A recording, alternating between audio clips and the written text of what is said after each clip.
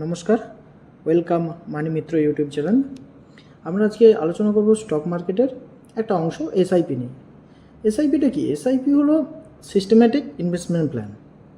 এটা কিভাবে কাজ করে? আপনার টাকা আপনি মিউচুয়াল ফান্ডের মাধ্যমে নিয়োগ করবেন এবং মিউচুয়াল ফান্ডের কিছু স্টক তার সিলেক্ট করে কিছু বছর পর আপনি যেমন নিয়োগ করবেন কিছু বছর পর তার রিটার্ন হবে। আপনি কি পাবেন? আপনি একটা এনএভি পাবেন। এনএভির কথা অর্থ কি? Net asset value. এই নেট অ্যাসেট ভ্যালুর মাধ্যমে আপনি কিছু বছর নিয়োগ করার পর যে ভ্যালুটা অর্জন করবেন, আপনি ধরুন আজকে 10 টাকার নিয়ে এনএভিতে কিছু এন্টার করেছেন, 10 বছর পর যদি সেটা 20 টাকা হয় তাহলে আপনার এনএভির ইনক্রিজ হয়েছে। তো এর উপর বেস করে কাজ করে থাকে। চলুন আমরা এবার, এসআইপি হচ্ছে স্টক মার্কেটে নিয়োগের একটা ইনভেস্টমেন্ট প্ল্যান, যেটা আমাদের হ্যাবিট তৈরি করার দরকার রয়েছে, যা তৈরি করলে আমরা নিজেরা কীভাবে ইনভেস্টমেন্ট করব, তার রিটার্ন কেমনভাবে পাবো, তার উপর আমরা নির্ভর করব আমাদের পরবর্তীকালে কোনো প্ল্যান থাকলে। এবং আমরা এরপর দেখে নেব, চলুন এসআইপি কীভাবে কাজ করে। চলুন আমরা এবার দেখছি এসআইপির ক্যালকুলেটারে এসআইপি কীভাবে নিয়োগ হয়। আর এসআইপি হচ্ছে এমন একটা জিনিস যেটা অ্যালবার্ট আইনস্টাইন স্যার বলেছিলেন যে compound is the 8 wonder of the world. তো কম্পাউন্ড কীভাবে হয় চলুন আমরা এবার দেখুন লাইনগুলো কেমন কম্পাউন্ড হয়ে হয়ে বেড়ে যাচ্ছে।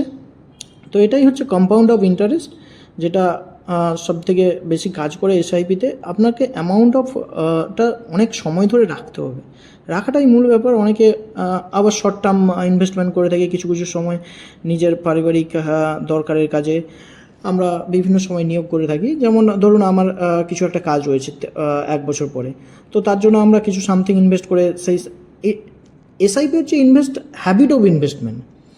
হ্যাঁ, তো ইনভেস্টটাকে আপনাকে জারি রাখতে হবে।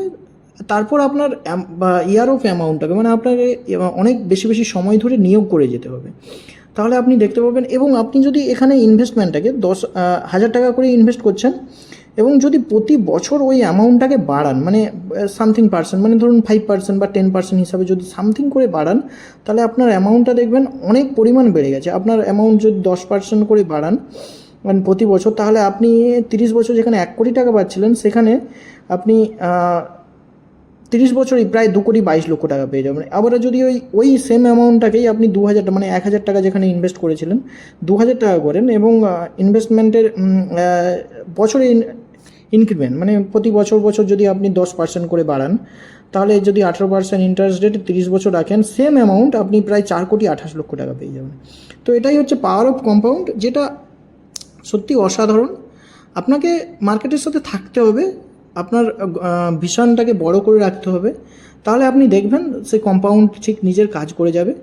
কম্পাউন্ড সত্যি ওয়ান্ডার, 8 ওয়ান্ডার। তো কম্পাউন্ডকে তার সময় দিতে হবে।